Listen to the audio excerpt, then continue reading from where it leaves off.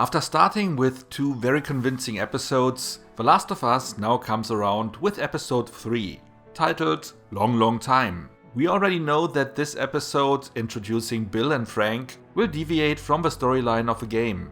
So, will it be a good episode, or will it be upsetting at the end of the day? If you want to find out, then join me for this short review video.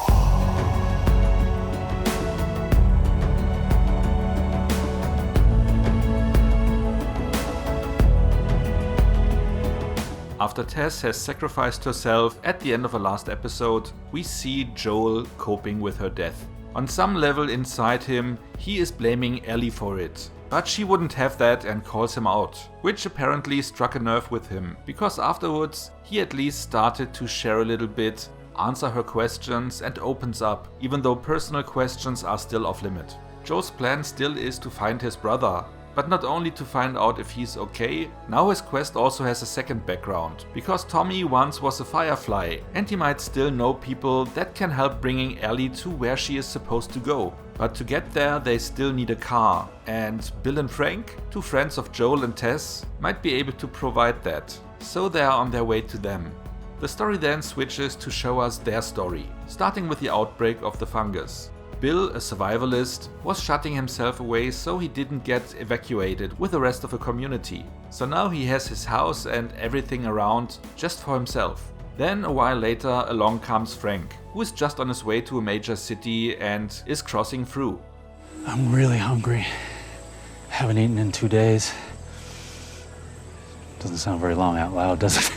As already a few years have passed, Bill, though still hesitant, is, I guess, somehow on a certain level happy to get a little bit of a companionship, even if it's just for a day. So he invites Frank in so that he can take a shower and then to have dinner with Bill. However, the two soon find out that they are attracted to each other. And Bill, someone who would have never admitted that he is gay if it wouldn't have been for the end of the world, finally finds someone he is comfortable around. So we are now following the 2 of them through the years where they met Joel and Tess, are being attacked by raiders that almost kill Bill, no pun intended. And when we almost arrive at the present day, we find Frank being riddled with a sickness that has him bound to a wheelchair and requires him to take medicine. They never say what it is, but my best guess would be MS, multiple sclerosis. One day Frank is waking up and deciding to make this the last day of his life. He plans to have a very nice day together with Bill and then takes some pills to be done with it. Something that really upsets Bill, but of course he's going along because this is his lover's wish. Just give me one more good day. But as Bill always saw protecting and caring for Frank as his big purpose, he also thinks that his life now should end, and also takes the same pills so that they can die together. This all happens a few days before Joel and Ellie arrive. So they just find a letter written by Bill to whoever finds it, with a call out that this will most likely be Joel, because everyone else likely would have gotten killed by his traps that he set out for everyone who tries to get in. And in this letter he pretty much leaves everything he owns to Joel, including his car, which they can use to finally try to find Tommy and hopefully expediting her journey by a lot. But in this letter, Bill also calls out that Joel should take all the weapons and make sure that he uses them to protect Tess. Something that just reopens Joel's wounds, because he is reminded that he again failed to protect his loved one. Something that likely in the long run will help him focus on protecting Ellie. So far, each of the 3 episodes that were aired had one recurring thing, and that is that they showed us a glimpse of the past. Where the first episode showed us the outbreak through the eyes of Joel, where he lost his daughter. The second episode showed us the outbreak directly in Jakarta, where it all started, witnessed through the eyes of the first scientists who were confronted with the outbreak. And here we see everything through Bill's and Frank's eyes as they grew old together throughout the years from the outbreak till now.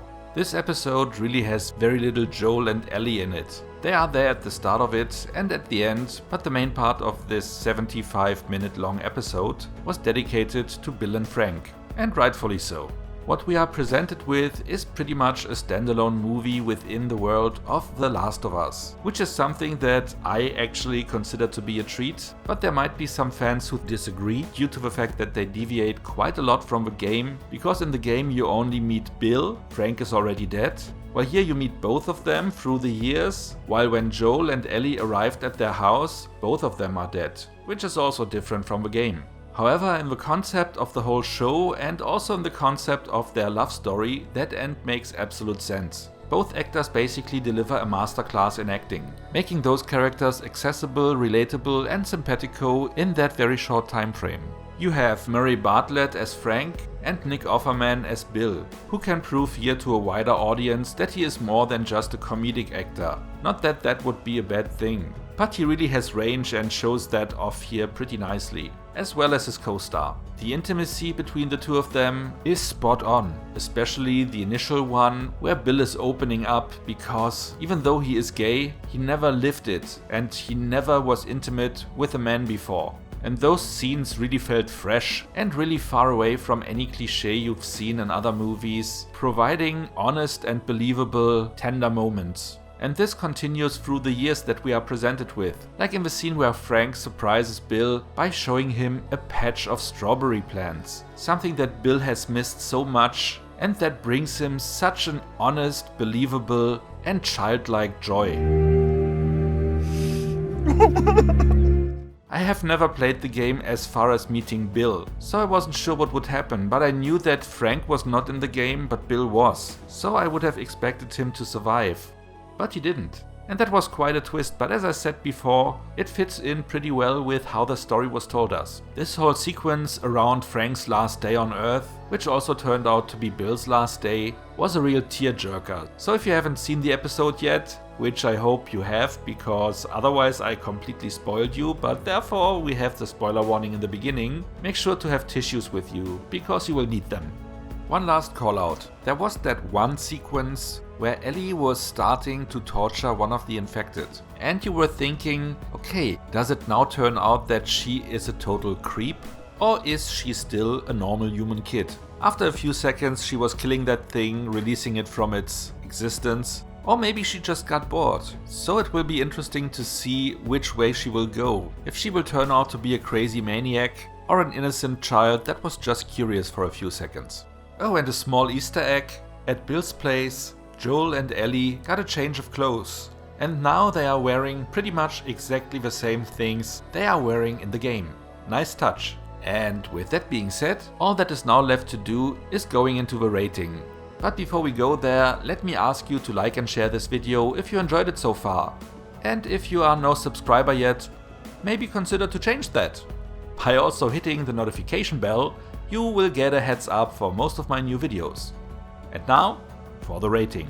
Well, rating this one might be a little bit more complicated than rating the previous episodes. Because like I said before, you pretty much have a miniature movie inside this episode that tells us the story of Bill and Frank. Something that someone who really wants the show to stick to the source material might not like. But I have to say, as Bill was a character in the game, then it is fair game to also show how he ended up in the place where we meet him in the game. And that storyline would also include showing Frank. Something that even before the show was aired, pretty much upset some of the hardcore fans. On the other hand, like I said, both characters are dying in this show, so basically the main characters are never meeting up with them.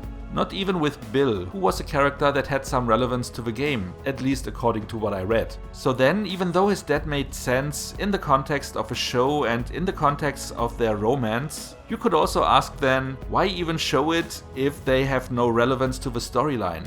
Which I have to admit is a legitimate argument. However, since I decided to consider this being a standalone story within this show, I have no issue with that. But that might just be me. And of course there might also be some people out there who are just not ready yet to see a gay love story in a mainstream show. But that's their issue.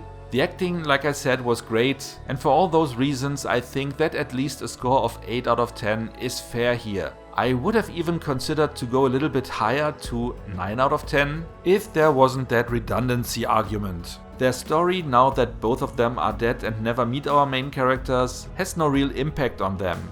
though it somehow still has, through Bill's letter, where he reminds Joel that he needs to protect his loved ones. And though it is hurting him right now, as I said in the synopsis, he will likely take that and channel it all into protecting Ellie going forward.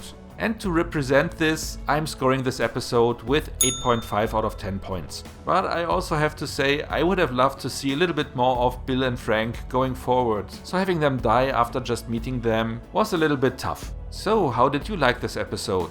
Was it fine for you that they strayed away from the source material, or do you think they should have stuck more firmly to the storyline of the game? Have you played the game, or is the game no concern to you?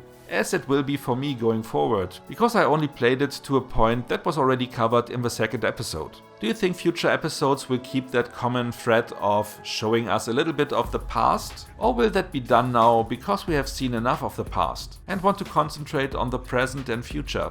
Whatever it is you like to share, just let me know in the comments. So much for now, see you next time and thanks for watching! And Bill, someone who would likely have never And Bill, someone who would likely have